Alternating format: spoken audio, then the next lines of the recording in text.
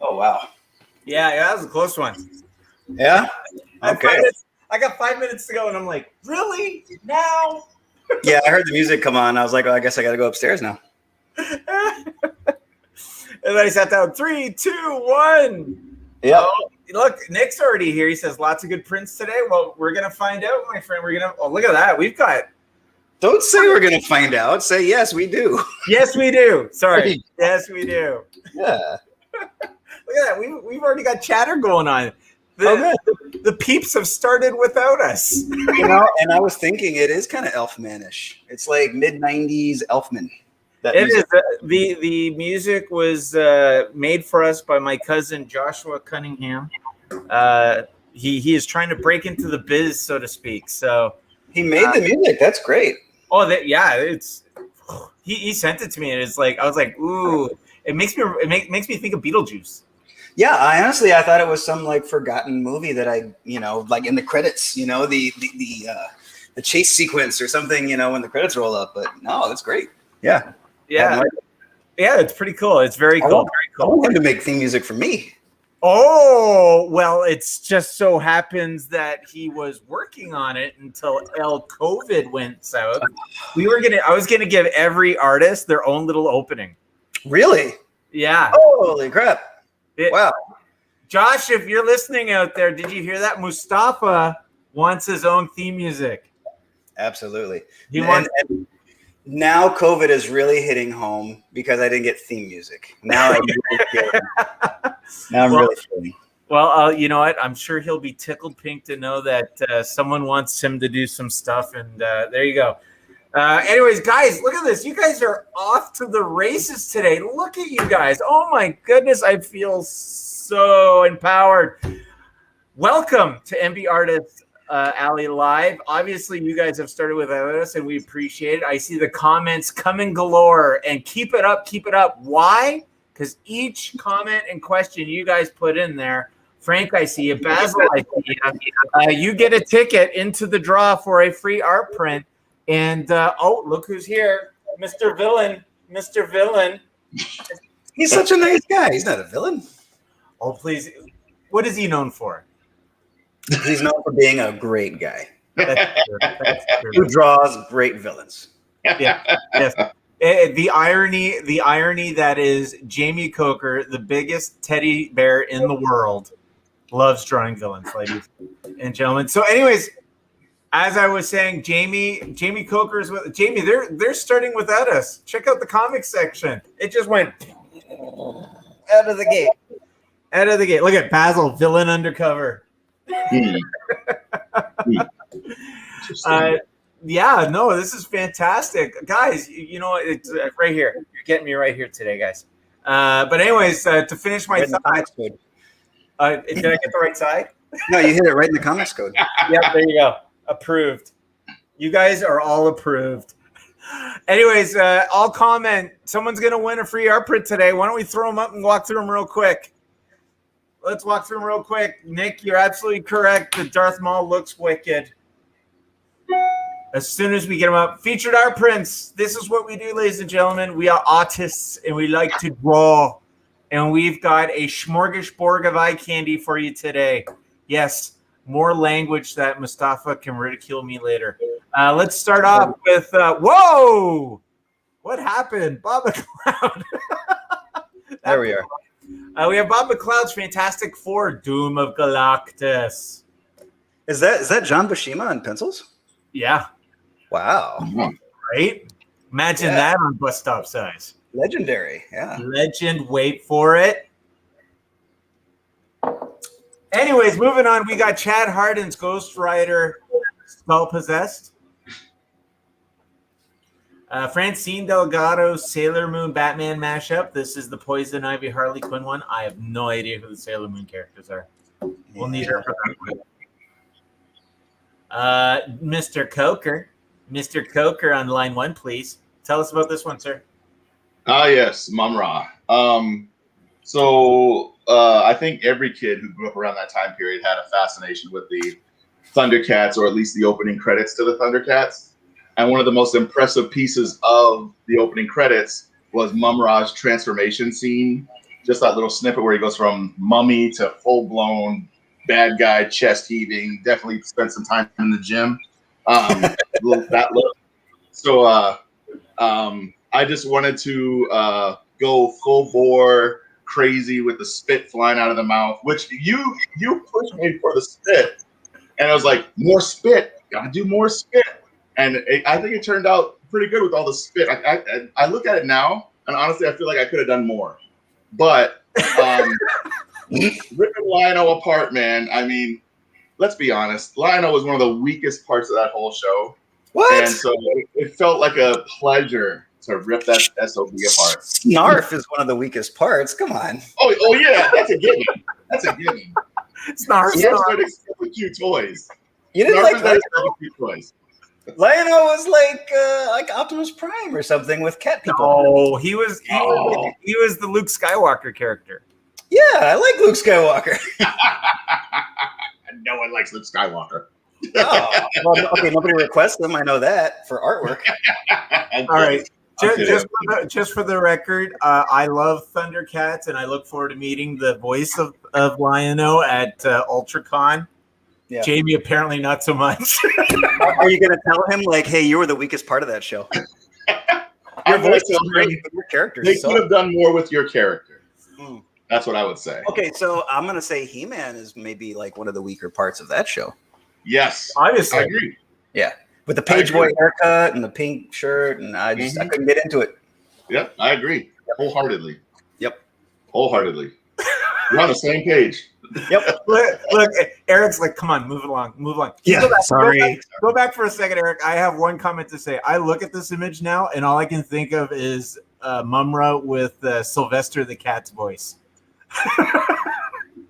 With the spit. Suffer and fucketh hath. Oh. Had to do it. All right. Now we can move along. We've got James C. Mulligan's Joker mask mashup. Speaking of Joker, we've got Joe Rubinstein's Devilish Idea. John Hebert's Punisher Come Get Some. I love this piece. I always love this piece. All right, Mustafa, we have comments saying how wicked this is. Tell us about how it got to its wickedness. Oh, awesome. Okay, so let's see. Ray Park, the actor that played Darth Maul, the live-action actor, he's done a lot of shows here in Texas, and I'm like, man, I really wish I had a Darth Maul. And I was talking with this guy. We became friends on Instagram. He's like 21, 22 years old, and his pencils are great. And I was like, hey, man, we should collaborate on this thing. And so we did this. And, yeah, people dug it. And then Sam Witwer does a lot of shows too, and he signed a few of them, and he said it was pretty badass. So I got seal of approval from the voice actor. Oh, that's cool. Well, you met Ray Park as well, right? That'd be a cool double. Yeah, I met Ray Park. He took a picture of with me trying to pinch my nipple. That was great. Yeah. And then try to pick my nose. Yeah. Nice. I'll post them online later for you guys. How's that? There is a Seinfeld episode in there somewhere. Yeah, I'm sure it is. I'm like, oh, that's a shame. All right, what do we got next? Here's my catch-up. I finally got my Series 3 exclusive done.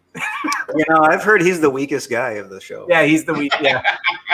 Wait, are you talking about the guy who drew it or the character? Good night, everybody. I am nothing if not self-deprecating. You Canadians with your sense of humor is awesome. I know.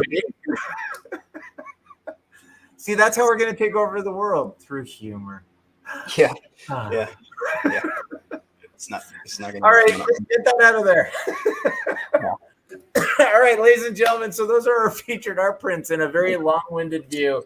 There's 3 ways you can get them. Number 1, someone is going to go home with an art print of one of these 9 today. We will draw one based on the comments and the questions that you guys put in the lovely comments that I see before me, which is blowing up exponentially, and I love it. And number 2, you say, Steven, I cannot wait.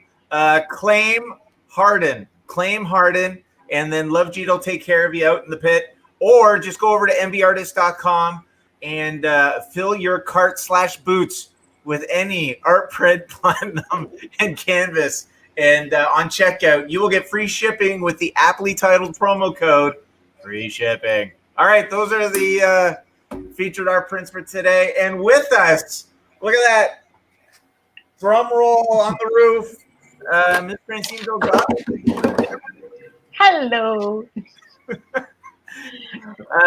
It is so weird. Somebody is just getting into the call and they hear you saying like, fill your shopping cart/boots. They're like, what?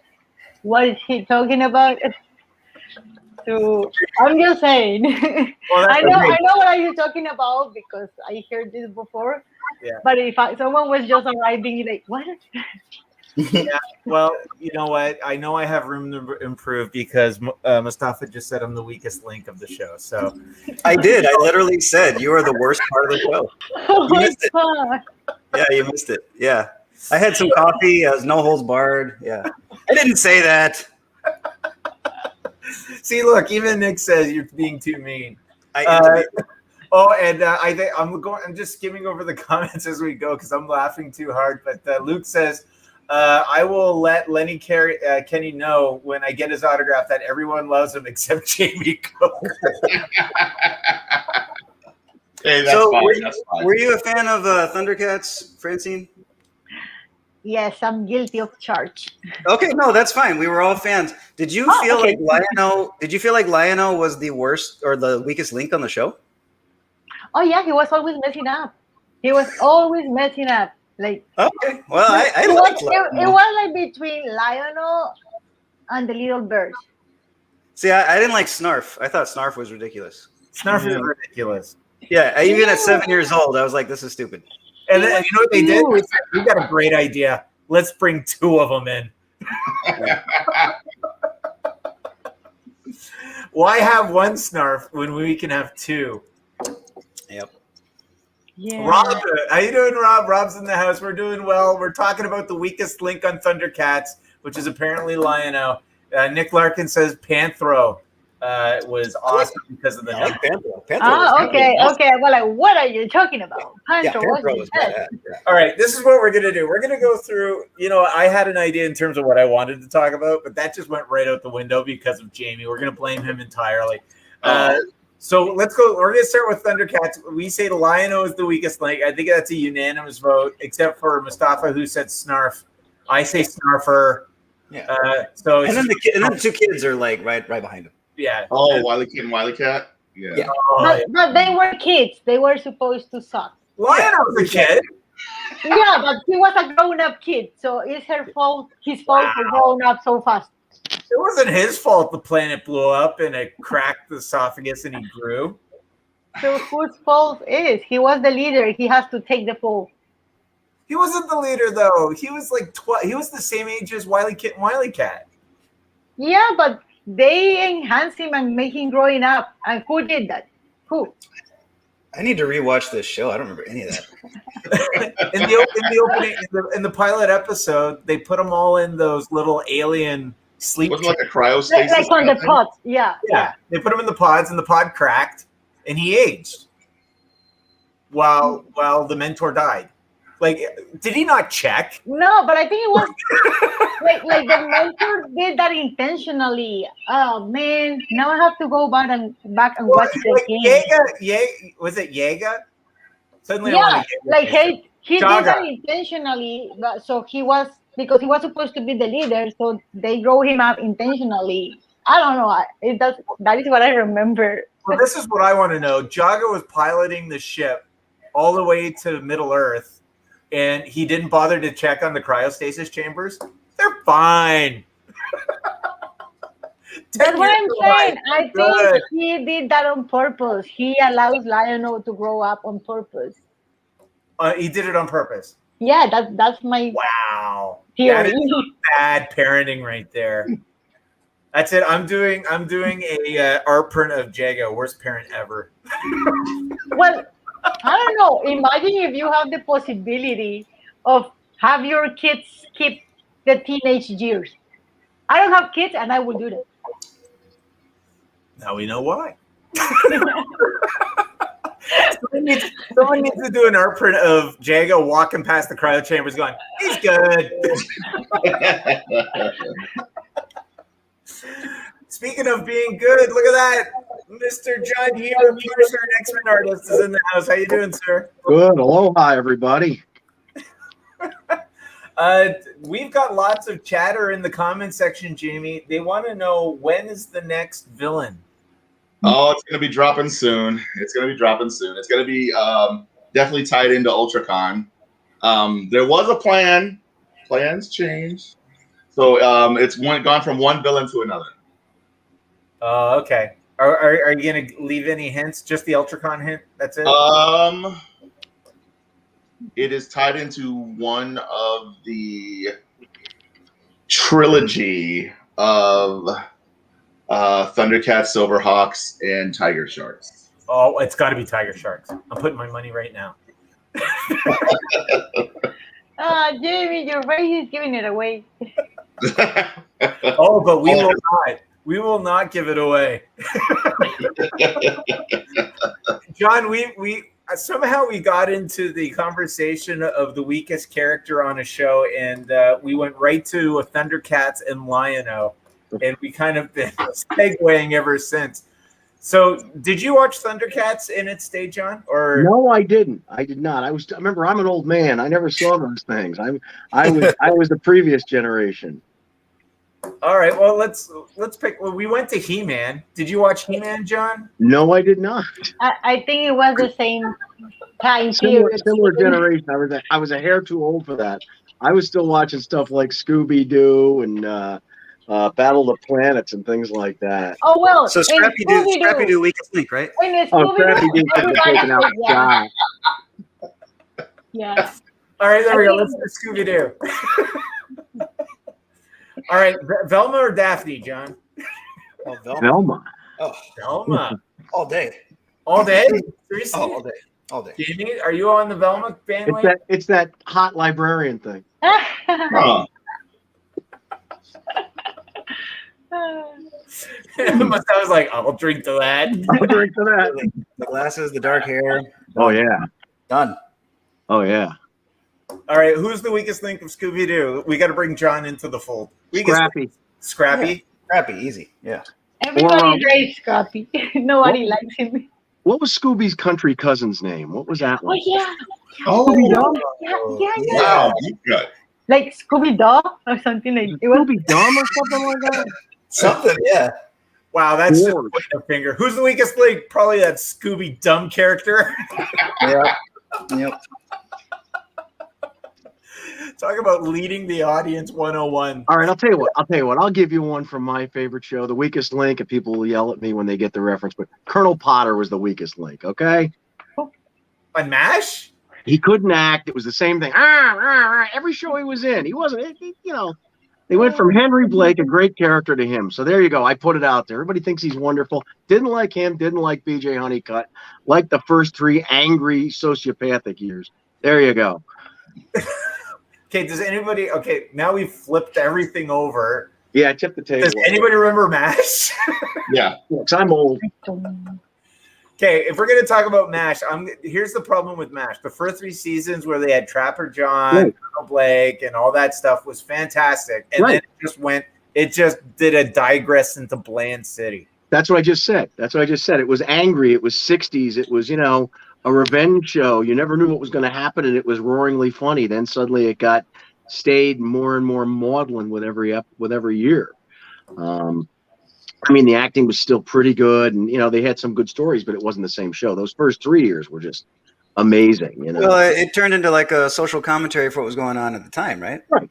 They turned Korea War into Vietnam War, and there was nothing wrong with that. It was like that all along. It's just that it got deeper and deeper into it, and it got whiny, and they forgot about being trying to be funny. Yeah, they forgot about being funny. Where it was.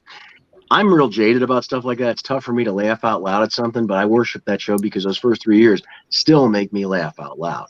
Oh yeah, the one. What was the one where the Army wants to shoot a documentary on them? Oh yeah, that was real early on. Yeah, with Ed Flanders from St. Elsewhere. Yeah, and they ended up hijacking it, and they turned it into Groucho Marx Brothers. Yeah. Somebody broke into and stole the film. Somebody with good hands like a surgeon. Oh, wait. That was brilliant. The one I love, though, is the second episode, the one with the desk. If you've ever seen that. If you haven't seen that and you see it and you don't laugh out loud, you don't have a pulse. Yeah. Where they steal it again. Here we go, ladies and gentlemen. We've got a legend in the house. Mr. Rubenstein. Mr. Rubenstein. How you doing, sir? Hello. We're talking about weak characters of shows. What shows? Well, we started with Thundercats, but John never saw it, so we had to kind of digress back. We segued to Scooby-Doo, and then we did MASH. How about 7 on Married with Children? Oh, yeah. Yeah. Yeah. Like Oliver on the Brady Bunch. Yeah. Oh, yeah. You guys remember that, but you don't remember. Okay. I like Al Bundy. How about Time Tunnel? Anybody Love Time Tunnel. Or The Invaders? The Invaders, good show. Right. It ended on a cliffhanger. It's like, thanks a lot. Oh, here we go. Luke Holbrook. I'm trying to figure out how to do this so you can see me. I have yet to figure it out. Right. That's okay. Just you'll get it. It's like the sequel to Blair Witch. That'll work. Okay. I didn't remember that The Invaders was left hanging. I didn't remember. Yeah. They're still invading, even as we speak. Longest invasion ever. It's like a Microsoft update. And if you remember right, they couldn't bend their pinky, which seemed to be a real tip-off. Right, right. But, like none of them could do this. All right, here we go. We got one everybody can relate to. Everybody knows this one. Oh, by the way, Brendan says, hey, John, I can't look at the Punisher the same way. Your Punisher should be used as the standard. Thank you. Thank you. That's one. Hey, editors, do you hear that? Ladies and gentlemen, my new manager. Have you met? Thank you. John, the reason your career never took off is you refused to sleep with them like the rest of us do. Right. John can't handle the mess. Oh, my God. I bring my mess with me. Oh, my God. Oh, hey, now. None of that now. Hit me with the lamp. Remember that reference, guys. I'll tell you that in private, not on the air. All right, here we go. We got a good one. Brendan says, Luke says, weakest link on Gilligan's Island. Ooh. Yeah, Gilligan. Yeah. Yeah. Gilligan got them from getting off the island for like 3 years. Yeah. 3 years, 20 He years. kept sabotaging, self-sabotage. He wanted to be there because he was nothing outside of the island. Okay. Even when they have reunion shows.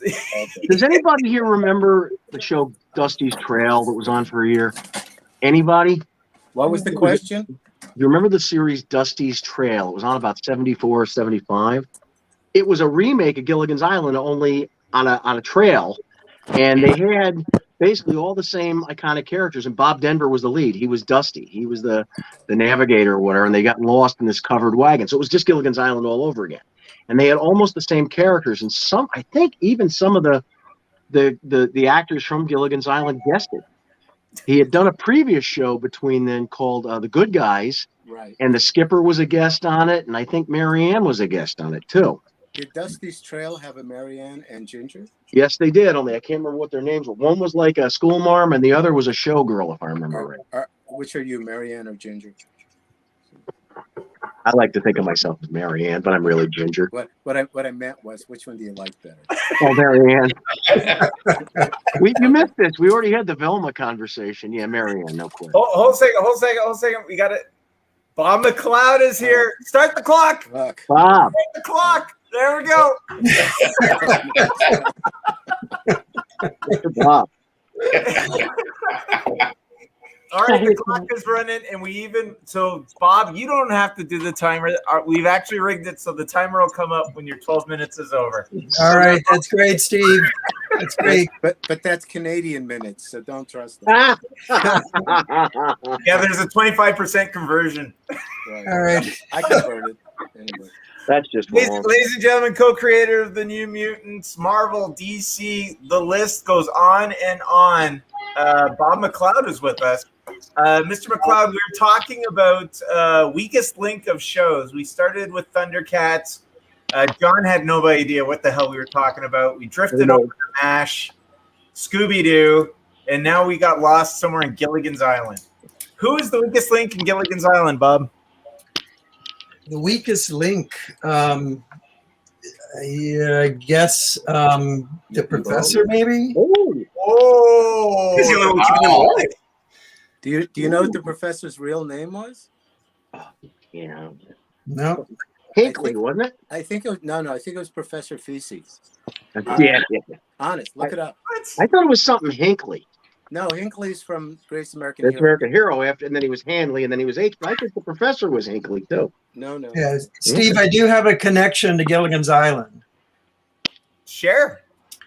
Don Wells, who played Marianne on Gilligan's Island, once autographed my chest at Beach Week when I was a teenager. Whoa. Wow. You are a god to me. Yeah, I didn't have any paper, so she just signed right on my bare chest. Wow. You didn't have underwear? You win. All right, You're everybody. not worthy. Wow. Wow. Okay, so here's a rarely asked question. Jeannie or Samantha? Jeannie. Jeannie. She seems fun. Samantha doesn't. But how about Jeannie and Samantha's dark-haired cousin? Now that's fun. Serena. Serena. And who was she played by? Pandora's Box. And okay, so what was Jeannie's sister's name? Jeannie. Jeannie. All Jeannies are named Jeannie, just to make it simple. And her birthday was April 1st. Oh, that's funny. And what kind of awesome hot rod did Tony drive on the car on the show? I think a Prius. No. Wow. Hey, I let's drive go to a Prius. Tesla. Tony, And I don't know. I something like better. Samantha better just because I like witches better than jeans. Have you patterned your life after being a witch? You never met my ex. Right. Okay, guys, we got information from the comment section. Brendan looked it up. It's Professor Hinckley Feces. See? That's not. No. Wow. Yeah. That's why nobody told their name, just professor. They did mention Just leave it, that. Professor. But Yeah, if people that was don't my know. name, I'd keep it that way too. Excuse me, Professor Feces. It's like, Right. what? But Oh, Marianne's Brendan last- says he made it up. Right, but people don't know Yeah. Marianne's last name. Yeah, is he's got a question mark on it. So Sheesh, Steven. Exactly. Well, I'm sorry. I'm the weakest link of the show. Good guy. All right, there we go. All right, so basically we've traveled remember- back through TV. do you remember how all of those people wound up on that ship together? What united them? On Gilligan's Island? Yeah. Gilligan screwing up. Marianne No, had won a why they were contest. on the ship to begin with. No. They Marianne won a won a radio contest for a 3-hour tour. Okay. I It knew was it a was radio radio. contest. So, And in the original pilot, instead of Marianne and Ginger, it was 2 secretaries. really? Okay. Yeah. And is Gilligan his first name or his last name? That's his last name, Willie Gilligan. Yeah, that's what I say. Willie? And in the pilot, Willie? in the opening credits, when they show the ship leaving from Hawaii, know why the flag is flying at half staff? Kennedy was assassinated. That was the day Kennedy was assassinated. Yeah, that they filmed that. Oh, wow. Yeah, it was a Friday. The Dick Van Dyke Show also stopped filming because the word had come through that JFK had gotten it. Wow. Do you remember what the skipper's name was? Oh, Phineas. Oh gosh, Phineas or something like that. Something odd. Yeah. Yeah. That's why And- nobody ever had a last name. And you remember when he played a character named Gilligan? Come on, Joe, you know this one. What? Who did? Skipper. He played a character named Gilligan a couple of years later on another show that we all know. Really? No, I never. I don't know if I've ever seen him at anything other than. Was that Love Boat? No, Batman. What? One of the Egghead episodes. He's the guy running the cafe where Egghead makes Chief O'Hara order 3 eggs or 3 dozen eggs or something when they're doing the eggs for the ransom on Commissioner Gordon. Gee, how the mighty have There fallen. we go. Right. Lisa got Bob, it why are right. you sitting in the dark? My studio has terrible lighting, and it's all behind me. It's very difficult to get the lights in front of me. It's because after he's going to practice his Phantom of the Opera. All right, so basically, you can tell we have a generation gap here. Mustafa, Jamie, and Fran just started drawing while you guys are talking about Gilligan. No, I was looking up answers. Oh, So the yeah. first name was Dr. Roy Hinckley.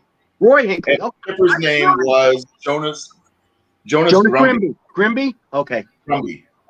wow. Okay. It's That was because interesting. basically you can tell we have a generation gap here. Oh, who's listening to me? Jonas Jonas Grimby. Grimby? Okay. Grimby. Hey, I didn't watch Star Trek till it came into reruns. All right, we all know Star Trek. Let's do Star Trek. Who's the weakest link on Star Trek? Kirk. That's because he thought with the wrong. Anyways, Bob, weakest link on Star Trek. Well, whoever was wearing the red shirt was a That's the answer right there. Yeah, I think so. Why didn't Scotty ever get shot then? Okay, what connection does Batman and what were we just talking about? What show? Gilligan's Island? No, after that. The Trail one? Dusty's Trail? No. Genie? Wait, Bob just mentioned it a second ago, didn't he? No, we're still on Bob's chest. Not Lost in Space. No. Because there was a tie-in between Batman and Lost in Space. Oh, okay. What's the tie-in between Batman and Gilligan's Island?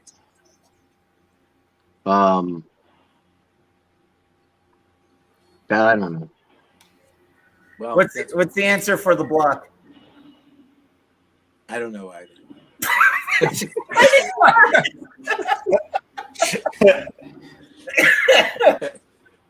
All right.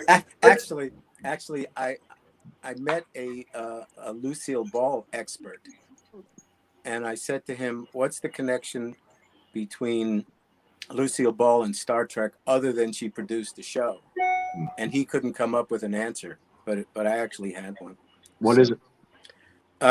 Lucille Ball's son-in-law, Lawrence Luckenbill, played Spock's brother, Right. I forgot about that. Yeah. which we've never seen again. Right? It's like, get that out of here. You know, it's like there was a Superman story called The Lost 100 Years, where it turned out that the spaceship went into another pocket universe, and Superman stayed there for 100 years, became an outcast. Then somehow they shrunk him back to a baby and sent him on to the Kents. And it was a nice story, and nobody's ever mentioned it again. Never heard of it. Wow. I We figured learned so much on this show. That we can't use anywhere else. Did you know that after the Batman series ended, Wayne Manor got more work than Adam West? seriously?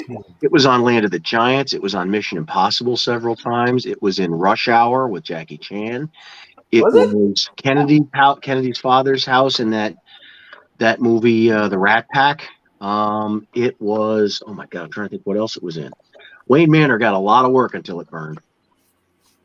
Wow. Land of the Giants. I did say Land of the Giants, right? There was an episode of Bewitched once where Scotty showed up without his accent. Yeah. You know, and sometimes you watch these old sitcoms and you go, that's the Brady living room. Yeah. But those aren't the Bradys. Right. You know, they just like use these different sets. And I mean, like we're all geeks. We watch TV and movies and we pay attention. But the vast majority of people would just be going, oh, it's a living room. But it's All right, here's one for you. 2.5 Men. This is more recent. Somebody will know this one. You know what set that was recycled from, or what show that set was recycled from? The Merv Griffin show?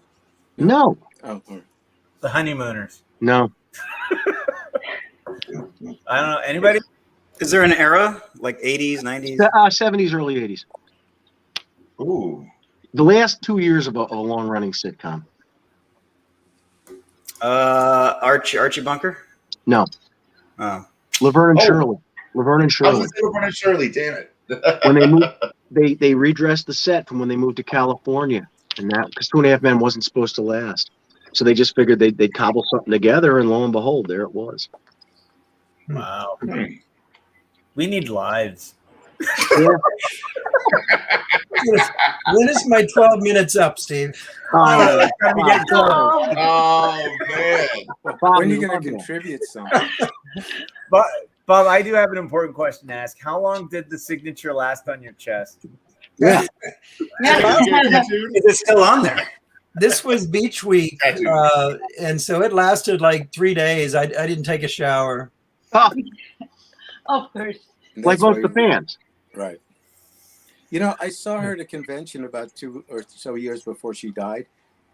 She looked incredible. You would never have thought she was in her 80s. Now, I didn't get really close.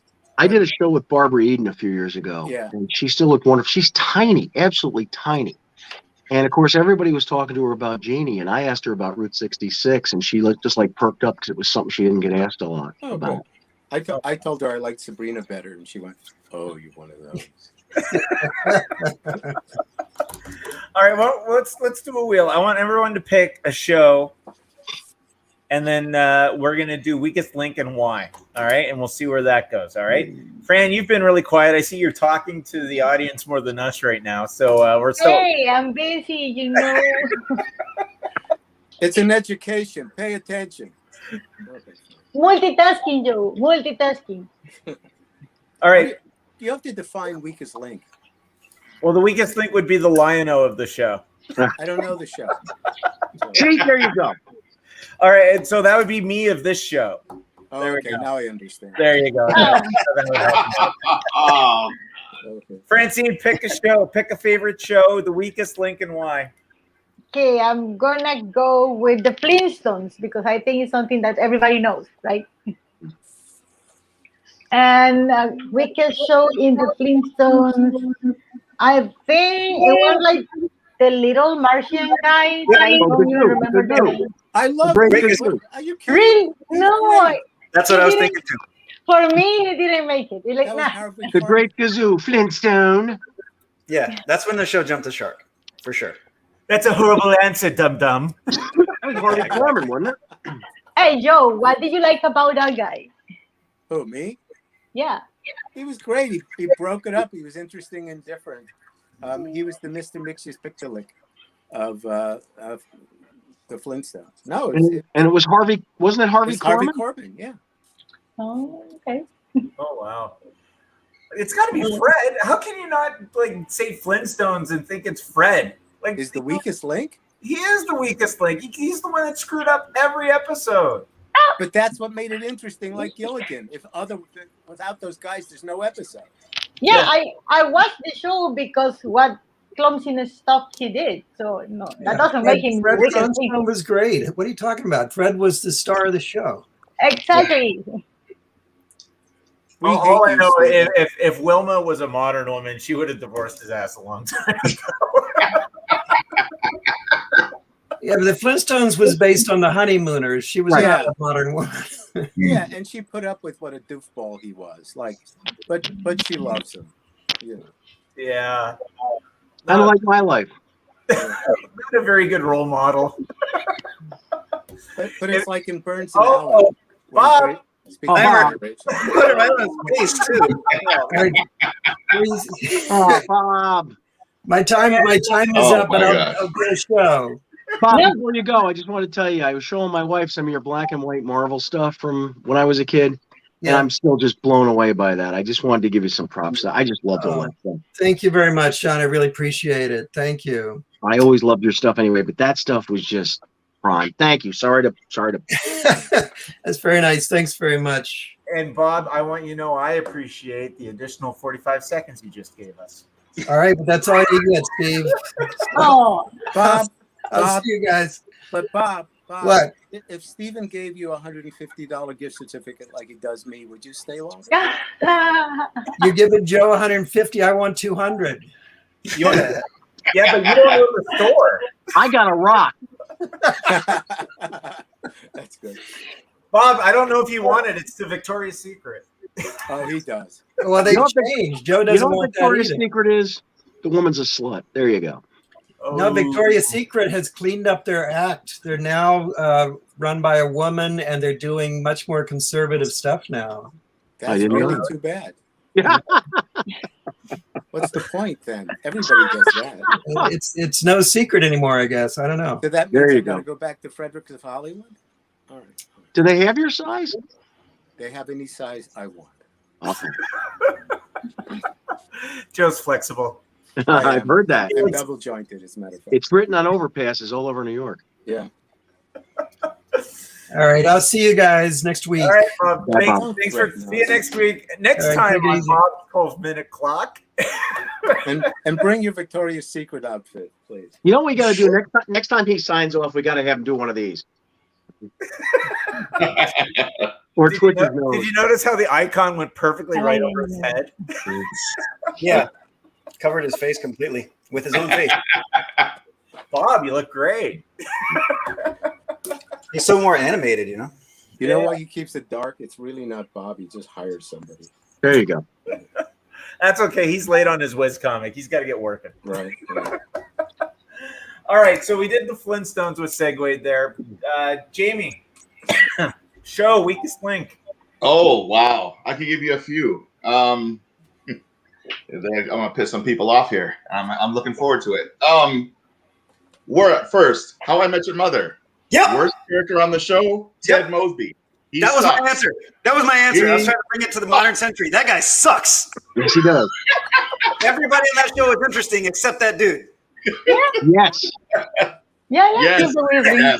It's an ensemble. They all play off of each other. Awesome. Except for him, he doesn't play off of anybody. Hey, no, Mac like owns everybody, that show. He's the one everybody needs Mosby in their life. So you are not the He's the lame one that one. show's Yeah. named after. Sucks all How I Met light Your from Mother. everybody. But he's the Yes, guy. yes. He's like Ricky. You know, he's in the Yeah. title without his name being there. You know, love How do you build a whole show over 9 seasons? Talk about How I Met Your Mother. The mother only features into half a season. Yep. And then at the end, she doesn't really matter. Yeah. She doesn't matter at all. His whole story That sucks. I didn't mind. I just Kept hated you him as a watching, character. didn't I gotta say though, Oh yeah, his- he sucks. The whole show. It's like, I don't know. It's as just much as I hate sitcoms, I gotta tell you That's though, right. I love the way they did that last season where they broke up the timeline and went back and forth. I really thought that was clever, and it opens the door to change the structure and the storytelling with other shows. Well, they kind of did that with Orange is the New Black, where a whole season was one day, I think, in the jailbreak. That's when I stopped watching. Well, you know that they shot the ending like in season 3 or 4 because the kids at the beginning were aging, so they already had it predetermined. Yeah. And Oh yeah. They didn't expect to go 9 seasons. I'd heard that they shot it all in the first season so the kids wouldn't age over the next 11 years. So those poor actors had that secret for 11 years. I couldn't have taken it. Yeah, it's the only show where it got the end. Nobody cared. Yeah. Well, I mean, you know. Yeah, it's like the writers always thought like they always said like they have the end from the beginning. That's why they did it that way. But the only problem that I think is like they didn't know how the show was gonna grow, and the show grow in a different direction than how they had it planned from the beginning.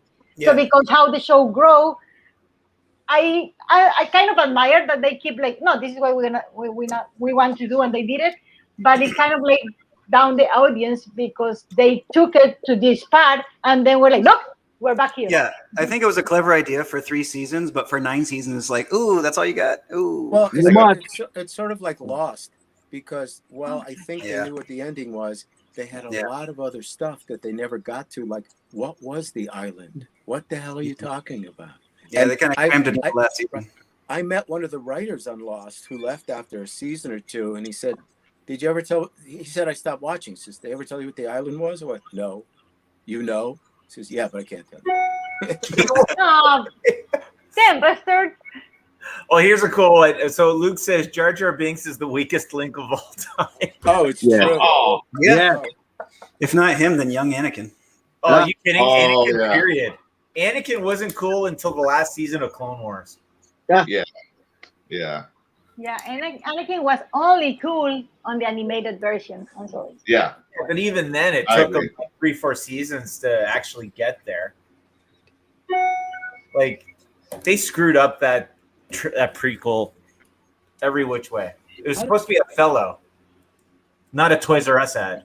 How do you make a $200-300 million movie and go, yeah, Jar Jar Binks, that's gonna work, Exactly. and then you Well, they see it and you They were go, thinking action figures. right? But I'm sure everybody who saw it went, I can't say anything. they can't take it out. What are you gonna do? It's like, Imagine all the people that were in the table when they were approving this character. With it, Yeah. that's Yeah, gonna who- make us so much money. Like, Who greenlit that? Yeah, there was no oversight. He had people in his ear in the first 3 movies, and he only did the first one, right? So like this one, that was like carte blanche. He could do whatever he wanted. He's like, I got kids now. Let's put NSYNC in the background, and they're like, wait, what? And like, oh, okay, fine, whatever. I don't know. Like he had no idea what he was doing. Nobody would say no. Mm-hmm. Nobody would say no. Okay, I've got weakest link of all time, Michael Bay. Ooh. Michael Bay. Michael Bay. Michael Bay had a great 90s. Yeah, I don't care. He did Transformers. he Michael destroyed Bay ruined Transformers, Transformers. but Michael Bay made Armageddon. That's still a good movie. He made The Rock. Still a good movie. Bad Yep. Boys 1, Bad Boys 2 is silly. Bad Boys 1 is still a good movie. Like he What had about Bruckheimer? I hate Bruckheimer. What And then- happened with Michael Bay? yeah, That's and the then thing. he went like off the deep end. And Pain and Gain is actually pretty enjoyable. I gotta say. I don't care. Michael Bay. Yeah. I don't care. Michael Well, Bay. He's my Steven, I think he's a terrible producer. He's a terrible producer. He's horrible. Yeah, do the you things he think- produces are terrible. Who do you think is the Alzheimer's weakest link in Transformers, Steven? Transformers? I was thinking about that. I'm gonna say Wheelie. Wheelie? I like Yeah. Wheelie. I like Willy. Wheelie's very Canadian. you know how much merchandising you're torpedoing with these opinions? You know how many people wanted to work with us, and now Michael Bay goes, oh yeah, F Oh, you. those guys? Nah. Yeah, I was about to give you $100 million. No, Yeah. Weakest link on Transformers, I would say, well, it's got to be Megatron. What? Megatron. What? Come on. Megatron. What? Yep. Megatron. Oh my gosh. He should have shot Starscream in the head on day 1. He didn't smarten up until he died. You could say the same thing about Cobra Commander. He should have killed Absolutely. Destro, and Cobra Commander is the weakest link. He is. you could say the same thing about I love Skeletor. Cobra You Commander. could say Come the same on. thing about no. Absolutely. I'm going up and down your lineup, Coker. Mark my No. words. Mark my words. Cobra Commander is the weakest link. The dude No. walks around with a mirror.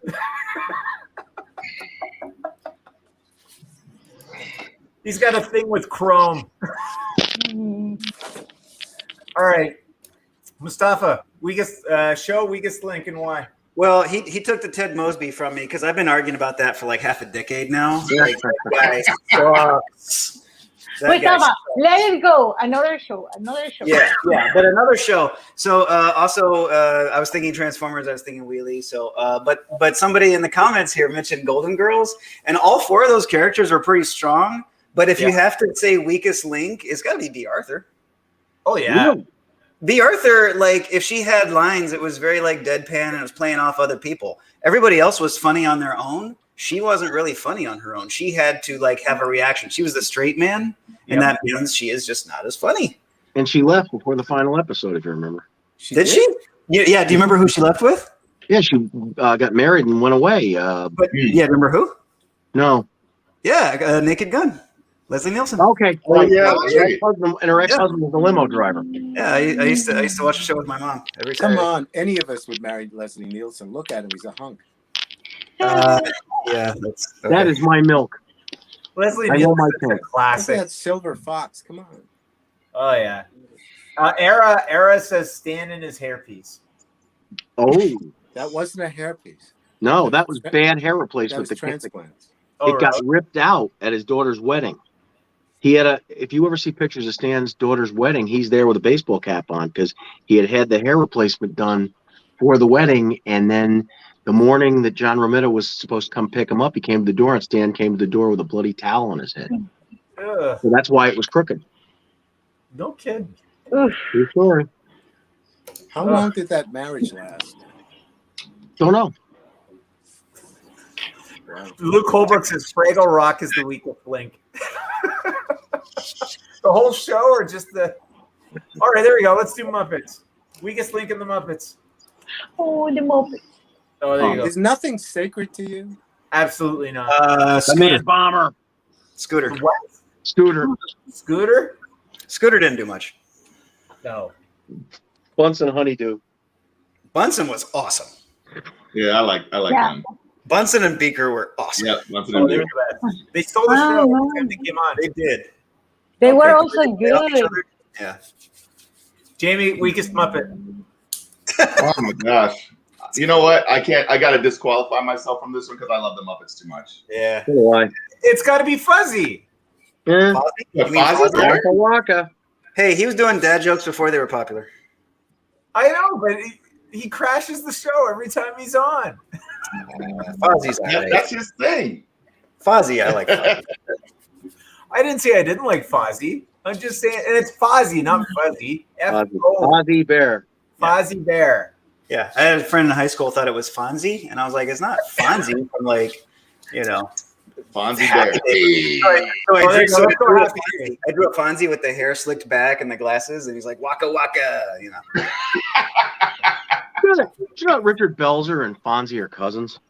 Are they really? Yeah. Wow. Hey, I got movie trivia. I got movie or TV show trivia for you, John. Okay. Yeah. Who was Fonzie? Who was Fonzie based off of? I don't know. Who? Oh, I got something for you from the 70s. You got Wasn't me. it John Travolta? No? No, it was an actor friend that Henry Winkler grew up with, Okay. Called. who you later found out from movies like Rocky and Rambo. Oh, Stallone? Yeah, Okay. Here's one. he thing. modeled Fonzie after Sylvester Stallone. Did you know that Stallone was in the MASH film? Joe, did you know that? No. The Altman film? If you Did he blink, play you him? miss him. He's wearing an Australian hat. He's in the mess tent when they first show up. Hmm. And to his dying day, Altman denied it was him, but it's him. Oh, wow. Henry Winkler played a Fonzie greaser type in a movie years before. Lords of Flatbush. Yeah, that's There's where a he black got the character from. Yeah. And he was ready to quit acting because he hadn't hit it yet. He was doing commercials and little bits. And he found himself in this real crappy city in the Northeast, stuck there for, I don't know if he was doing a play or something or what. And it gave him the resolve to get the hell out of there and go back to Hollywood and try again. And you know what city that was? Philly. Troy, New York. Troy, New York, my Oh, hometown. really? I was gonna say, is it yours? Yeah. Yeah. Wow. Okay, Joe, I don't think we've asked you show and weakest link. I didn't have one, and then one suddenly occurred to me. The sister on Dexter. Oh, Deb? Dexter. Oh, yeah. Oh my God. Yes. Yes. Deborah. Yeah. Why Deborah the Morgan. sister? Why the Damn, Deborah. She only had one speed, angry. Yeah. But she was married to the guy. What do you expect? She was married, and then they divorced, and then they had to keep Right. acting. Yeah, Yeah. that's awkward. That's awkward. She was like supporting him during cancer and everything, and then he's like, "Yeah, I don't want to be with you anymore, but let's keep acting." Oof. Yeah. But that's like when George Lopez's wife gave him a kidney. And she Yes. said, well, he'll never divorce me now. Oh, I Yeah. know. I heard that. I felt bad for her. I never met her. Holy crap! Wow. Dexter, they're coming back, eh? They've got a new season. Hey. Of Dexter coming One back. more season. Yeah. Yeah, they do, eh? Yep. Pick off hosers. Oh yeah, that last season when she discovered Dexter is the killer, and they're like, "Come on, girl, do something," and she just like killed the other girl, like the boss. I'm like, what? She's that to me now. Like, damn, Deborah. All right, well, there's a segue that we can go. Shows that were awesome that just fell apart in the end. So we talked about How I Met Your Mother. Yeah, Dexter's a great one. Dexter's a great one. Lost, would you say Lost kind of fell off the cliff? I think it redeemed Maybe- itself, No, I but like it wasn't as good as it could have been. No, maybe Lost is like the biggest one because I remember that everybody was so like obsessed about Lost, and I never saw it when it was popular. I saw it like years later, and I was like, I'm gonna see what the heck is with Lost, why everybody liked it. And I started watching it, and like, oh, that's why everybody liked it. It's very cool. And then it started like going like, but I watched it like then watch it like all at the same time. Could you Because make of those that, sounds I again? can no. Okay. All right. Jamie, give me a show that was really great but fell apart in the last season. Okay, here we go. Pissing people off again. Friends. I think that show got worse as it went on. Yeah. Everyone got more whiny. Got They more turned into stupid. cartoon characters. Yes. Yes. Well, you know, I was Right. going to say Season 4. I was going to say the weakest link on a show was when they brought back The Odd Couple a few years ago with Matthew Perry. That thing was terrible, and he was unbelievably awful. Matthew Perry. Yeah. For a Put while, back- the Odd Couple were black. It was That Ron was Glass. Damon Wilson and Yeah, the guy yeah. Harris and Barney Miller. Yeah. All right, Jamie. Now I've got to go justify your answer when I go home. Thanks.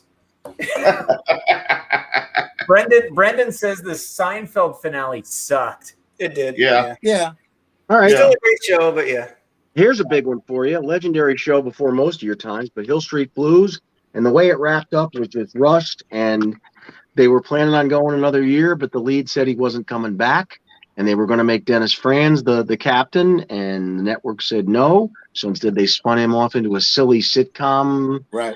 sequel, and it did nothing, and it was too bad. That show could have been going on today because it was like a Cheers or a MASH. People come and go, you know. Beverly Hills. Bunts. Yeah. No, it didn't go anywhere.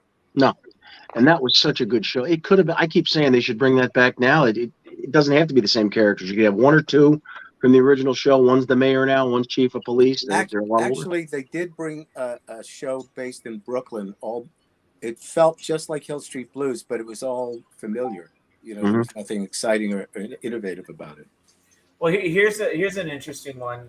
Where is it? I lost it. Kyle Casello says Game of Thrones. What the hell Everybody happened? agrees. Everybody agrees with that one. That's universally hated. Yeah. It's like they ran out of written material. How about the way they wrapped up Shameless just a few weeks ago? I was so disappointed in that. I haven't watched the fight night. Chandler's? What's that? Shameless. Oh yeah, I stopped watching a couple years ago. They still tried to end it exactly like the British comedy, except they killed off Frank in the last episode. And it was really stupid. Should they have not killed him off, or the way they killed him off? The fact, both, because But he's a bad guy, though. he was, but in the original series, he lived on, and they bookended both series. Both series started exactly the way it started, with a burning car. All the kids danced around the car, and Frank talking about how each one of the kids is part of him, and they have part of his personality. And they did it in the British show, and then they did it in this one, except Frank was on a chair elevating to heaven with a beer in his hand talking about it. Yeah. Oh, And yeah, I just Another show that fell apart was All in the Family. The way everybody left and they turned it into a different show. Archie Bunker's Place. I got one that I loved in college. That 70s Show. Oh yeah. Love that show. Did it end in the 80s? Well, yeah, it was 1979, and they lost basically all the good characters. They lost Kelsey. Yeah. Also, once Ashton Kutcher left, and once Topher Grace left, it wasn't the same. I was in acting school with the lead, the redheaded girl. Creepon? Oh. Yeah, she's in the Orange is the New Black. Yeah, right. I was in acting school with her. Really? Yeah. No kidding. Wow. She used to say that on set. Sorry, that's my phone ringing somewhere. Anyway, she used to say that she wasn't nervous on set, but she was always nervous in class because we knew what acting was and we could see what was going on, you know? And there was a scene once where I turned it off, I swear, if I knew where it was. All right. So there was, Laura Prepon. That's right. So she's like 5'10" or something like that. So she did a scene in class, and then when it was over, she bent over to pick up the props, and her thong rose to the surface. And I thought, God, there's millions of guys who wish they were me right now. So. Yep. Excellent. Anybody? That's when this show jumped the shark. We just jumped the shark. We just jumped the shark. Well, you know what, guys? I'm going to use that as a segue, as it's 4 o'clock. You know who invented the segue? How did he die? Henry Winkler. It was a guy named Neil Kamen, but who's sort of like the modern Einstein, Thomas Edison. He's got like this complex of all they do is design and invent all day long. But his father was the very fine EC artist Jack Kamen. So sometimes a comic book artist can give birth to somebody who's smart. So. Oh, wow. I'm still hoping for my kids. Oh my gosh. Yep. All right, guys, it's the top of the hour. So, guys, welcome. We're going to do a reset for the last hour. If you're just joining us, we've been talking about the weakest link about shows, which jumped around to many different points. Mccloud's 12 minutes has come and gone like the wind. But we've got prints. Let's talk about featured art prints. Here we go. We got them up. Let's roll through them. Bob would love to tell us more about the Fantastic Four, but he's never on during his 12 minutes to do so. So let's move along. Why don't you start with those next time? Chad Hardin's Ghost Rider. And he's a ghost, so, Yeah, he's basically our version of Vera. Francine, you want to tell us about this one? Yes, I heard someone in the comments were asking like who they are dressed up, and it's not that they are dressed up. It's like I was working on a mashup between two properties that I like, and this is a Batman evidentially. It's a Harley Quinn and Poison Ivy, and there is a mashup with Sailor Moon, and this is Sailor Jupiter and Sailor Mars. So it's a mashup of these 4 characters of 2 properties in this piece. Awesome. Francine, right. I think it's really charming that you've picked up a Canadian accent since becoming a citizen. Did I? Really? Did I? Francine, say something. I haven't practiced it. Hey, Francine, say, what are you talking about? All right, we got Jamie Coker's Mumra, which started this whole mess. James C. Mulligan's Masked Joker mashup. Joe, you want to talk about this one? It's based on a black and white sculpture I saw, and I used really icky colors like acidy greens and purples just to further get the point across. It's there's certain subconscious, subliminal things you can do with art where you don't necessarily want the viewer to say, "Oh, look what he did," but sort of get a sense of it, hopefully. But Cool. All right. On to the next one. We got John. John, I love this piece. Talk to me about it. Did it for a promoter in New Jersey a couple of years ago. It just came out perfect, and I've had so many compliments. You know who complimented me on that a couple of weeks ago? Sam Jones. Really? Yeah, he said, "Who is that character?" I said, "It's the Punisher." Oh my God! And he says, "That's how the Punisher should look." That made me feel really good. I love that piece. The color is perfect. He looked grizzled. He looks older, but he looks like he can take a punch. From now on, you have to say this piece has the Flash seal of approval. This piece has the Flash seal of approval. Yeah, but then they'll think it's the Flash and not Flash. No, because I'll go, Flash Gordon. Okay. Oh, before I forget, Jamie, what are we supposed to do? Like, comment, subscribe. All right, let's move on to the next piece. Mustafa is Darth Maul, says Welder. The reason why Ray Park wanted to lick his ear and twist his nipple. Okay, Hey, not that, but okay, sure. Hey now. Hey now. And we got some Lino action, which also started this whole week. It's playing He's the conversation. strongest, Lino right? sucks. The strongest link. There we go. All right. Maybe we'll do that next week. You Favorite think characters. he is the weakest link, but you do a piece of him. Why, Stephen? Because he's a Why? whore.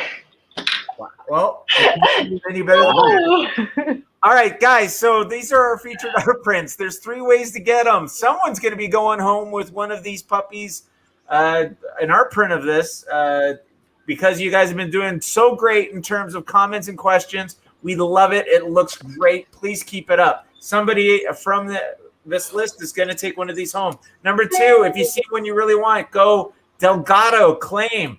And Love Jeep will take care of you out in the pit. Or number 3, go to MBartist.com.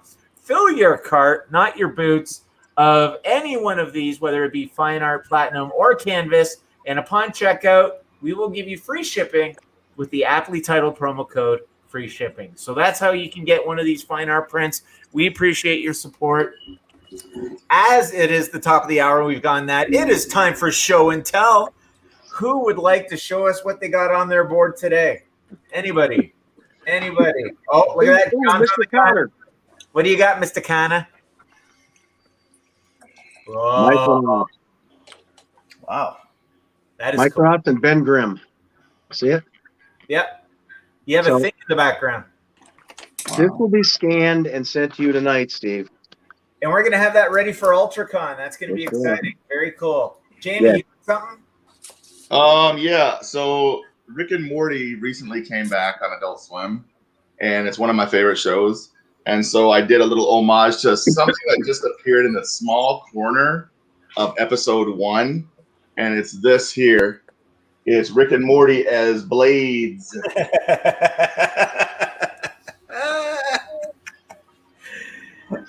That's awesome. Great. Joe, I feel like you should know that Heather got something from you today, and they're very excited about their Thor and Wonder Woman piece. What do you got to show us? What do you got to show us today, Mr. Rubenstein? I'm ordered to tell you that I'm going to be at Terrificon July 30th and 31st in Connecticut, and I think this Batman over Sheldon G-O-H, and that Batman over Sheldon Go, and boy, are my arms tired. So. Looking at that line work, I don't blame you. Yeah. Mustafa, you got anything to show us? Yeah, downstairs. I didn't bring it. That works. Totally prepared. All right, ladies and gentlemen, if you want to see what Mustafa's got, please show up at his house. I have this. I took. Yeah. Yeah. No, I don't know. No, you don't have to zoom in on that. Yeah. I don't know. I mean, I can go downstairs and grab it, but it's fine. That's whatever. That's okay. I'm doing this anime show here in Houston this weekend. There's a lot of anime characters that I barely know. So if you're, a fan of that stuff and you live in the Houston area, come. Uh-oh. Sounds like my ride's on the way. Right. The jig is up, Joe. They're coming to get you. I jig with the best of them. Hey now. All right, Francine, what do you got? I'm working on my second piece for the Gem on the Holograms theme, and this is the other band, the Misfits. It's just starting. And I'm also giving colors to some of my bad girl image. So I'm still doing that one. Oh, that's great.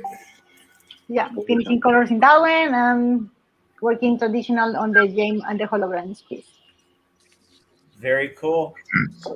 Does her helmet have the ears, or did you add that? The bike helmet? I don't know. I thought it was gonna look cool, and I put them. No, that's good. It's a good touch. Cool dictates all of our lives.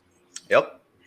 Yeah. I thought it was gonna look logic in the Batman universe, and cool. Yeah, I'm trying to pull something up here for you guys to check out. Don't strain yourself. I will. Okay. Ariel says, "Great work, Joe." Oh, There you go. thanks. It's something. So, ladies and gentlemen, we will be at Ultracon the last weekend of August, and we are going to be having these golden age tributes. We're all going to be taking a whiz at Ultracon. Yes, we are. Here's a sneak peek at it's not done, but it's almost there. And I thought I'd John hasn't seen it yet, but No, I haven't. here's one of the covers. What's undone about it? There's just some tweaks on the dressing. Okay. Yeah, the Gem and the Holograms looks great. Luke says, can't wait to see Gem and the Holograms work. Yeah, it looks great, and it's going to be a great 2-for-piece. And what's the other two pieces you're working on for Ultracon? Francine? Oh, well, I have, 2 Gem and the Holograms, one Sailor Moon piece, and one, I hope it's going to be done, Shira and the Princess of Power. There you go. And we've got all sorts of good things going on. Joe, do you happen to have the second Peter Newman? Peter Newman is going to be going to Ultracon, who is the voice of Quicksilver and Tigra. I can get it, but I just wanted to say I always think of Francine as our Princess of Power. Oh. Because she can kick all of our asses. I'll be right back. Well, yeah. He says that as he runs away. Eris has a bit of a serious question. This profession that y'all have taken, what has been the pros and cons? Has it given you more time for kids, family, or taking you away with all these conventions? Just curious. Wow, I'm that's back if Francine's gone. Okay. I don't know. Oh, she's still there. Okay. With me, You wanna Mike, see this that's thing? You wanna pretty see much this over thing? for me. I'm just doing Oh. this part-time, so it's like a hobby, you know? All right. Well, that's all right. There we go. that's the Peter Newman one. Wow. This is that other one. Like, oh wow, I can't wait to see that one on Bust Stop. Yeah. Okay. There we go. All right, so that's the show and tell for everybody. We had a serious question. Luke is looking forward to receiving our whiz. All right, You got my whiz cover? I do. You want to see it? Yeah, I think that's why I mentioned it. Oh, well, very good then. Here, let me just. Okay, talk Now about. that I mention it, don't show it to me. What am I thinking? Where is it? It's not done, but oh, here we go. All right. Share screen. There we go. See if that comes up. It's all right. I enjoy a brief nap. There you go. There's Joe Rubin. Oh, I didn't think he'd do that. I thought he would be under the logo. That's interesting. Well, we were gonna put him under the logo, but then you wouldn't see his face. Right. No, it's cool. Oh my god. Oh my god. Anyway. Yeah, so we're gonna have five issues. Everybody here has done a whiz. I And have more than 5 issues. I get it. Okay. Ba-dum-bum-bum. All right, we're all right. So Ara asked a serious question. Pros and No. serious question. Okay. Let's John, let's ask you, because back in your heyday, what was the pros and cons of being in the industry? Did you find that conventions took you away from family and kids? I didn't have family at the time, so Perfect.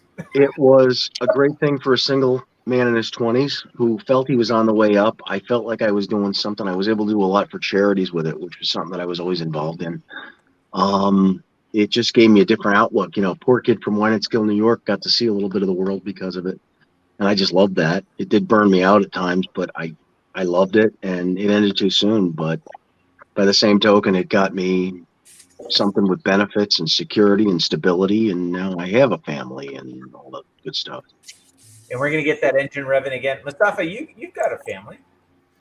Yeah. So it's kind of tough because there isn't anything I'd rather do. But one of the reasons when people are like, "Man, how do you do 40 shows a year or whatever?" It's because I have responsibilities. I have, money I have to generate. I have monthly expenses for, family, kids, stuff like that. So the trade-off is, yeah, you don't get to spend a lot of time with family, and relationships can take a hit, you know. Yeah. And Yeah. sometimes they, rightfully so, they don't want to stick around when you're gone on the weekends, and the only time they're free is on the weekends. That's right. So you know, there's a cost to doing what you love and following your passion. You know, I wouldn't trade it for anything, but it does cause a strain on anything outside of it. That's for sure. Yeah, it does. Jamie, how about you, buddy? Oh man. Well, my experiences are vastly different from a lot of people here because I didn't really get to doing the whole art thing until later. One thing that's very different is running everything myself, being my own boss, not working to someone else's schedule. Wait, what? I thought you had a wife. Oh, yeah, but you know what I mean. My own boss. Okay. Yeah. And yeah, I mean, yeah, you miss a lot of things, and you miss catching up with people, hanging out with people, things like that. But at the same time, it's like before I started doing this again, or doing this period, there was a long period of time where I didn't draw at all, not at all. Like for quite a while, like years. 5 years for me. Yeah, and so going back and getting into shows and everything like that reignited that flame and that passion. And it's like, okay, now I want to keep doing this. And I mean, I'm just thankful for the opportunity. And I don't know that I could trade it for anything at this point. It'd feel like a regression if I did. Fran, how about you? Your situation's a little different. Yeah, I don't do as many shows as everybody else's. Usually, I do like 2 or 3 shows a year, so that's not a big deal. And I have been using conventions as an excuse to take vacations.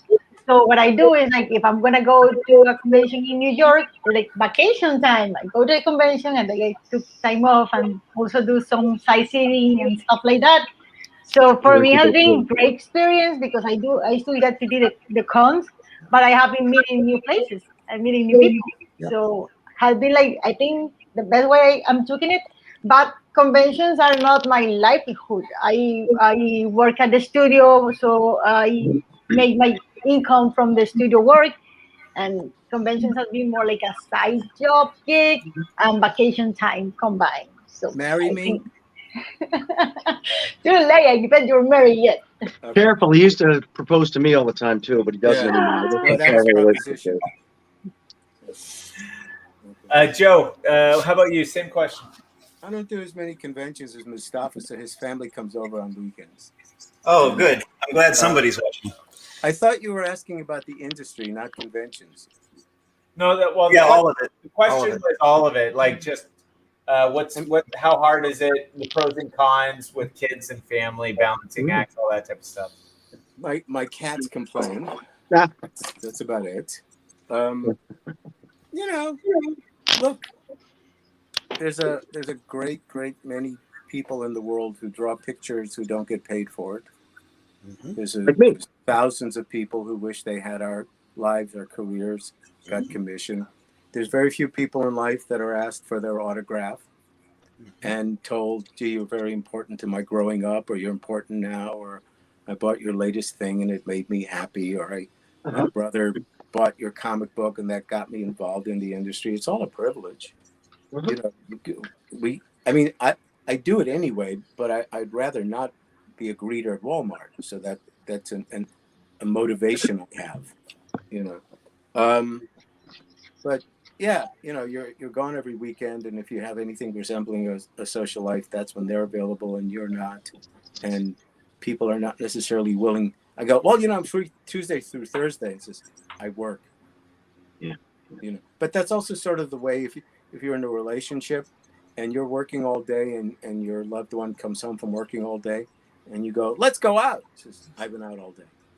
I'm staying in, you know. So it's a strange life we lead to have the privilege of doing the artwork we want to do and get paid for it. So. And just to add on that, I think one of the things that is kind of cool is as the convention circuit starts kicking up again, it'll be great to see the faces, because as you do more and more of these conventions, the faces start becoming the same, and you start building those relationships, and they become a part of your life as well. So there's a yin and a yang to it with all things, but at the end of the day, I think everybody here would agree that we do what we do because of passion, but we also live because of family and friends. So there you go. Anyways, wow, bring it down, Ara.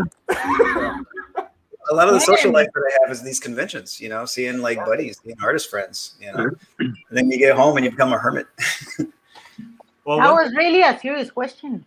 That was great. Question, You're gonna save those for the beginning of the show, Ara. Next time, hit us early. Next week, remind me to ask a more serious question I have in mind, but it should be one is shove. So, okay. When I stopped working in comics, I had tried to get out because I needed a break a couple times. And then when my fiance was killed, I wanted to continue just to work through it, because work had always been an outlet for me at bad times. And that's when the rug was pulled out from under me. And that was tough, because now I didn't have the career as an outlet to get over what had happened, and it would have made my life a lot easier. And that was one of the reasons that I just said the hell with this and walked away. Oh, wow. Yeah, I mean, that was tough.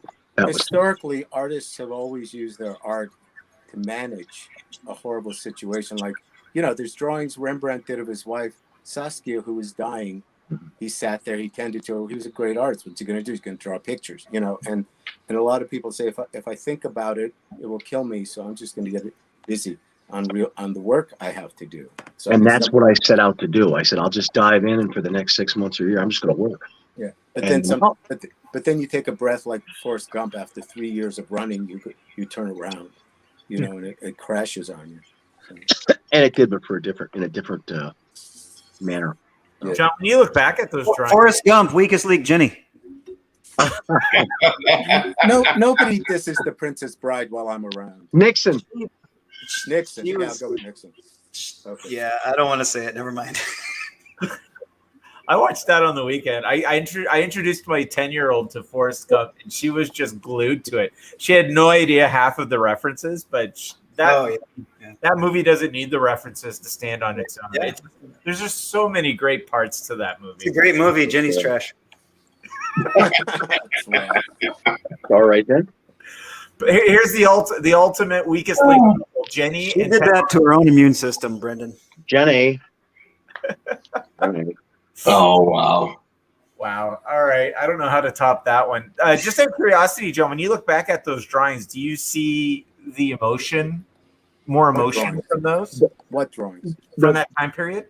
The last couple issues of X-Men Adventures, I did the last issue, and Joe actually, in part of my last one, until the word came down that it was ending, I was doing, and Greg Adams, who was making me at the time, confirmed this. He said, you've been on fire the last few weeks. And I really did some, I think, pretty good stuff. Then there was no outlet for it. I think I was micro-focused, and it was therapy for me. And I think it showed on paper. That's my take. Yeah, no, I agree with you. Let's go around the horn real quick, because that's a serious question has segued into something else. Sorry. Jamie, no, dude. No, I think it's a great conversation piece. Jamie, did you ever have a time in your life where you relied on art to get through it? Oh, man. Yeah, well, especially when I was younger. I don't know if I want to get too heavy on here. I'll just say that Too late. We're there, buddy. I already did it. Sorry, man. We were like, for an hour, we were like up here. Stupid Gilligan. Now we're down. What's happening with this show? Well, my whole thing is like when I was younger, my family was broken up. I grew up in foster homes. So art was something I used to connect to other kids when I moved from house to house to house. It was a way that I made friends without talking to people. Like people would come over and see what I was doing and be like, what are you doing? What are you drawing? And that's how I would get to know people. And then So that's kind of one of my mechanisms to dealing with the constant change and turmoil. And then again, when my brother passed away from a drug overdose, that was another thing that it kind of helped me through that too. Kind of inspired my the change in my life. So, wow, Fran, down to you.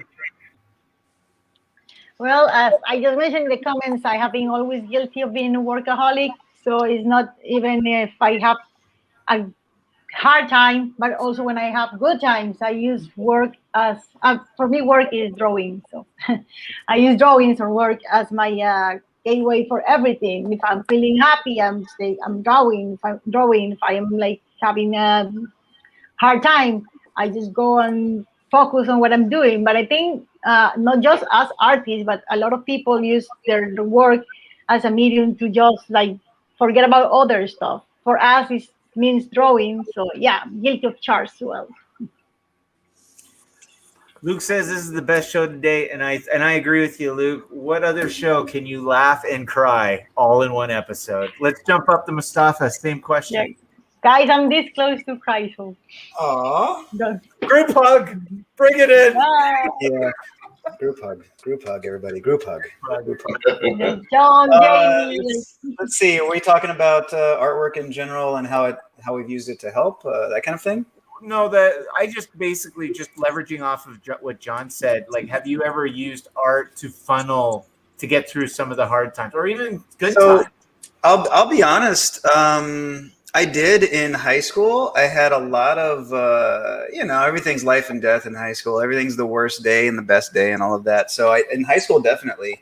And somewhere along the way, I had to kind of leave it at the door. And I shut everything out when I'm focused on work because its deadlines are deadlines. And if I remember there was an image book that I was working on early on in my career. I was like 20 or 21 going through a terrible breakup. And I just couldn't sit and work. Like it took forever. It was only an issue and it took forever.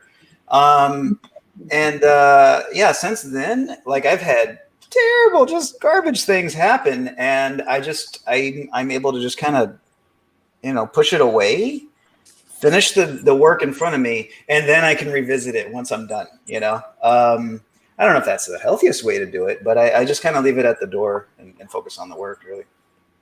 How about you, Joe? Well, that's what you have to do. Yeah. It's like you can't do a painting in anger. You can't like bash away at your canvas unless you're Pollock or something. You can't do a painting in sadness. It's you don't add it to the paint.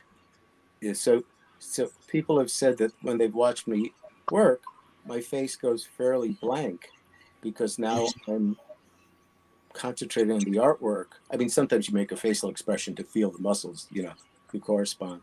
But yeah, you have to get into almost a Zen-like state to work. And I mean, you may have something in the back of your head and you may worry, but it's like, okay, I'm going to take a vacation from that part of my life and get to work. Yeah. This, by the way, this is what I've done since we've been on. So that's what I can do in about an hour-ish worth of work. So nice. In case you artists out there are wondering how long it takes to do comics. Thanks. This is what I've done. My order form for next week. Yeah. Yours will make you more money. Probably. Guys, I think this was a great question, and I know that we were all light and fluffy for the first hour. We kind of brought it down to a little bit of reality, but I just want to read a couple things that some of the comments that were said here, because I think it just kind of shows how art connects to everybody. Ara says, I love the answers. I think you guys are great. Growing up, comics and cartoons were such a big part. From growing up with X-Men Uncanny on Fox Kids to CPS and my brother getting in a fight for the X-Men holographic character card that came with my comic. My brother passed away and comics remind me of him all the time. Love y'all. Here's another one. Luke, Holbrook. When I was a kid, I would read comics, and Joe, you helped me escape when I needed it most. Thank you. So even though we used art to funnel our feelings and to get through our hard times, it's really great to know that you guys out there embrace the art and also use the escapism that comes with what we do. to help you through your hard times. And it just shows that at the end of the day, we're all a community, whether we're drawing it or we're consuming it, wherever you're at. And I know we've had a great time in the first hour talking about how much Lion-O and Led Mosby are the weakest links. But you know what? To end it off like this just gives it real heart. And I want you to know that I appreciate everybody out there. And you know what? I appreciate you guys here. And I am completely excited to see you all again in person when the shows start, because we be getting drunk. You got to give away your print. It's running out of time. I'm broke now. Right. Okay, let's end on a happy note. Love G, who is our lucky winner?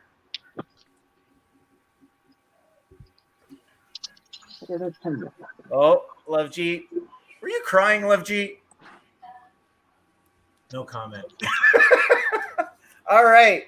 Whoa, look at that. Brendan. Throw up the featured art prints. Brendan Halpin, you're the winner. Winner, chicken dinner. Well done, my friend. You want to pick one of the 9. Who's our winner for today? Is he here? Oh, no. He checked Brendan. out.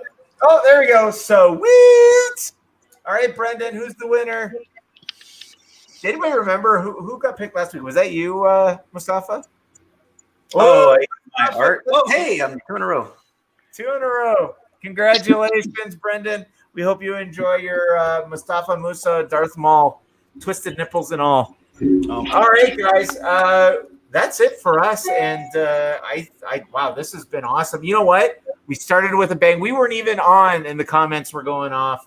It started off with me and Mustafa, and we just finished an hour and a half. We laughed, we cried, and Lord knows we need to do one of these with alcohol. So anyways, from everybody here from MBartist to all of you out there who's been following us week in and week out, and we've appreciate you, and we love the following we've been getting. From the weakest link to everybody out there and all points in between. Good night, everybody. Jamie. Oh, like, comment, subscribe. Oh, there you go.